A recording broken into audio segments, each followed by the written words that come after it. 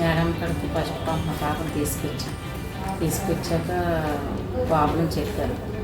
వీటి కూడా ఒక ప్రాబ్లం ఉందాము, పాపకి ఎప్పుడైనా పిల్లలు పుట్టే అవకాశం ఉండదు, ఇప్పుడే క్లియర్ అవ్వాలి అది అంటే ఫస్ట్ మామూలు క్యానింగ్ తీయించాము. ఫస్ట్ రోజు ఆ క్యానింగ్లో ఏం తెలియదు, సిటీ క్యానింగ్ పంపించారు.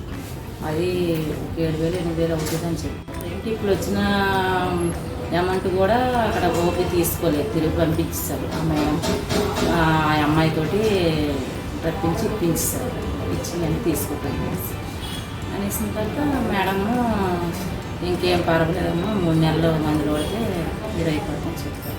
కానీ ఇప్పటికి ఏ ప్రాబ్లం రాలేదు. నేను వేరే హాస్పిటల్కి వెళ్తే నాకు గర్భజంచులో అదే కడుపులో ఎన్నమ్మకాయ ఉందని చెప్పారు. దానికి ఆపరేషన్ చేశారు కిందకి నెల 3 నెలలు చేస్తే ఇప్పుడు సంవత్సరం అయ్యింది. మళ్ళీ అదే కాయ మళ్ళీ ప్రాబ్లం బయటపడ్డది. ఆ మేడం అక్కడ గాయత్రి హాస్పిటల్లో ట్రీట్మెంట్ చేసిన కాడికి మళ్ళీ వెళ్ళాను.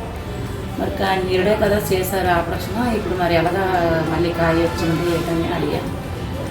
అడిగితే మళ్ళీ ఆపరేషన్ పడుతుందామా, నీకు అప్పుడు మెస్ పెట్టలేదు, ఇప్పుడు మెస్ పెట్టి మళ్ళీ చేస్తాము, జాయిన్ అయిపోమని చెప్పారు.